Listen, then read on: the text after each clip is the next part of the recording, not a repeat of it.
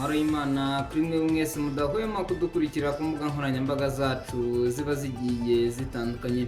Uyu munsi turi tariki 23 Mata umwaka w'ibihumbi 2026. Ugiye ubara umunsi ku wundi uraza gusanga turi ku munsi w'114, iminsi 365 igize umwaka. Byumvikane ko hasigaye iminsi ibarirwa kuri 251 umwaka ukagana ku musozo. Ndabasuhuje, nge banyita MC Derek, gusa sinige nyine ku buhanga bw'ibyuma, tukaba turi kumwe na Eri Iradi. Uyu munsi turaterurira mu karere ka Nyagatare, aho hari gushakishwa wahaye abaturage inyama z'inka yasaze zikaza kubagwa nabi. Ubuyobozi bw'umurenge wa Karangazi mu karere ka Nyagatare buvuga ko hari gushakishwa umuturage witwa Twahirwa Jean d'Amour bakunda kwita Nsabi, wagurishije abaturage inyama z'inka yari yatabwe nyuma yo kugaragara ko ifite ibisazi ikaruma umuntu, ndetse abayiriye kuri izo nyama nabo zikaza kubagwa nabi. Mu cyumweru gishize nibwo abaturage batuye mu murenge wa Karangazi mu karere ka Nyagatare bagurishijwe inyama z'inka yari yasaze, bavuga ko byabagezeho ingaruka, bagashima ko ubuyobozi bwabakurikiranye bakaza kuvurwa bagakira. Abaturage bavuga ko bagurishijwe inyama n'umubazi uzwi ku izina rya Nsabi, nyuma bakaza kumenya ko zavuye ku nka yari yatabwe n'abaganga b'amatungo kubera ko yari ifite ibimenyetso by'ibisazi. Iyi nka nayo ngo yari yarumwe n'imbwa yari yasaze, nayo irafatwa ndetse iza kuruma umushumba. Uyu mushumba nawe akaba yarahise yihutanwa n'abayobozi mu bitaro bya Nyagatare agaza gukurikiranwa. Bimwe mu bikomeje kuvugwa ku mbuga nkoranyambaga ziba zigiye zitandukanye ni ibibazo by'inzozi roto bikomeje kuba hagaterera nzamba. Urwego rw'igihugu rw'iterambere RDB rubinyujije muri komisiyo ishinzwe tombora y'igihugu n'imikino y'amahirwe ruheruka gutangaza ko uruhushya rwari rwahawe inzozi roto rwo gukorera tombora y'igihugu rwahagaritswe kubera kutubahiriza inshingano zikubiye mu masezerano hamwe n'amategeko n'amabwiriza agenga imikino y'amahirwe. Ku wa 2 Nzeri 2025 nibwo iryo tangazo ryatanzwe. Inzozi roto ni umushinga wari witezweho guteza imbere siporo y'u Rwanda, dore ko amasezerano yagiranye na leta y'u Rwanda yari yanyujijwe muri Minisiteri ya Siporo.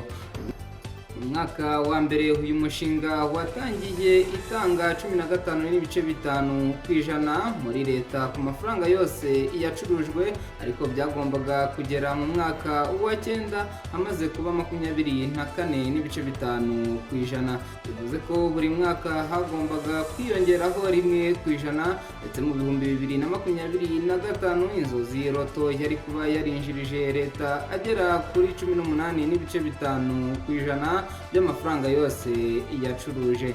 Amategeko agenga y'itombora yateganyaga ko 47% yayo asubizwa abaturage nk'ibihembo, mu gihe 20% ariyo yahabwaga leta agashorwa mu iterambere rya siporo. Iki giteranyo kiyongeraho amafaranga yatangwaga mu misoro angana na 18%, ariko akaba yagera kuri 21% mu gihe hatanzwe umusoro ku nyungu TVA. Asigara akaba ariyo akoreshwa mu bikorwa bitandukanye by'inzozi roto nko guhemba abakozi n'ibindi. Gusa RDB yashingiye kuri aya masezerano igaragaza ko hatubahirijwe neza. Inzozi roto yo igaragaza ko hari imbogamizi yagize z'uko leta itigeze yubahiriza ibikubiye mu masezerano byo kuyiha uburenganzira busesuye kandi yihariye bwo gukorera tombora mu gihugu.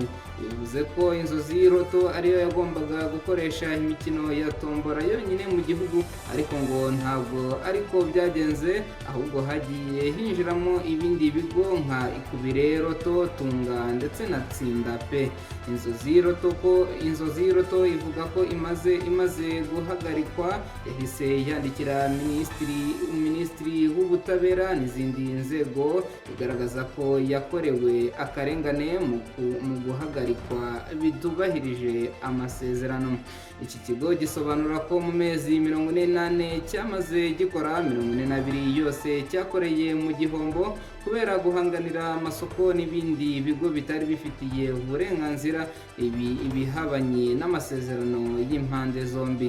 Inzozi Roto kandi ivuga ko yaganiriye na RDB ishaka ko ikibazo gikemuka ariko ntibyagira icyo bigeraho.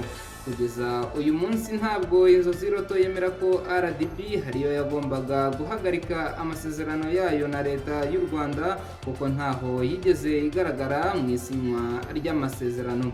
Nubwo icyo kigo kivuga gutyo, guverinoma y'u Rwanda yagennye RDB nk'urwego ruzajya rugenzura imikino y'amahirwe itandukanye mu Rwanda binyuze mu iteka rya Minisitiri w'Intebe muri Kamena 2024. Bivugwa ko Inzozi Roto yareze leta y'u Rwanda mu kigo mpuzamahanga cy'ubukemurampaka cya Kigali ishaka ubutabera kuri ibi bibazo bimaze imyaka bidakemuka. Gusa ntabwo impande zombi ziraburana kuko ubuyobozi bwa RDB bwasabye igihe cyo kwitegura. Inama y'abaminisitiri iherutse kwemeza amasezerano hagati ya guverinoma y'u Rwanda na Moja Rwanda Limited yerekeranye imikorere ya tombora ku rwego rw'igihugu. Kuri ubu Amakuru avuga ko leta y'u Rwanda yishyuzaga Inzozi Roto agera kuri miliyoni 680 z'amafaranga y'u Rwanda mu 2024, ni mu gihe mu Kwakira 2023 Inzozi Roto yishyuye leta agera kuri miliyoni 640 nk'ijanisha ringana na 15.5% by'amafaranga yinjiye mu mwaka wa mbere.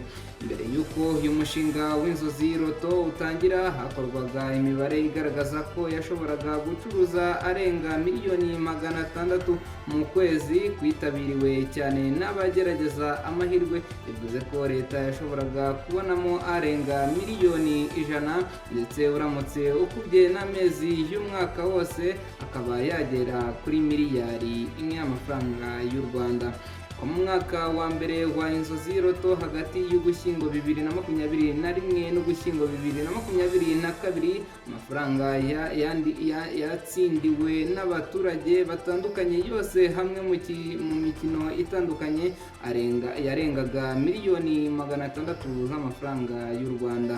Abakinnyi barenga ibihumbi 15 bose batomboye muri Inzozi Roto buri kwezi, mu gihe abatsindiye ibihembo mu 2022 barengaga ibihumbi 200.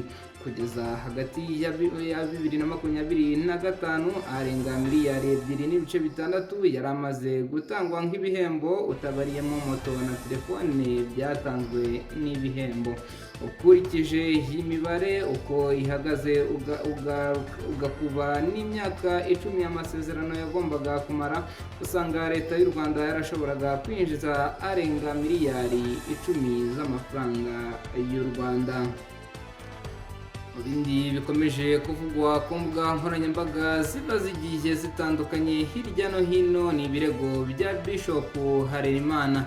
Bishop Harerimana yahamijwe ubuhemu no kugurisha ikintu cy'undi. Urukiko rw'ibanze rwa Gasabo rwahamije Bishop Harerimana Jean Bosco wayoboraga itorero Zerafati Holy Church ibyaha by'ubuhemu no kugurisha ikintu cy'undi cyangwa kugitangaho ingwate, rumuhanisha igihano cy'igifungo cy'imyaka 4 isubitswe mu gihe cy'imyaka 2 n'ihazabu ya miliyoni 1 y'amafaranga y'u Rwanda. Bishop Harerimana kandi yategetswe kwishyura Monique Nyiratuza Rudacogora indishyi za miliyoni 2.5 na miliyoni 24 z'amafaranga y'u Rwanda z'agaciro k'imodokari ye yagurishije. ubushinjacyaha bwatanze ikirego bugaragaza ko Nyiratuza Monique yahaye Bishop Harerimana ibibanza bibiri biri mu karere ka Rubavu n'ikibanza kimwe kiri mu karere ka Gasabo i Gasogi. Nyiratuza yaje gushiduka uwo mutungo Bishop Harerimana yarawanditse ku itorero rya Zerafati Holy Church ndetse ntiyongera kubigiraho uburenganzira. Yanamusigiye imodokari yo mu bwoko bwa Fortuna ariko yaje kuyigurisha atabizi aguramo indi modokari yo mu bwoko bwa Vigo. Ubushinjacyaha bwareze Bishop Harerimana icyaha cy'ubuhemu n'icyaha cyo kugurisha ikintu cy'undi cyangwa kugitangaho ingwate.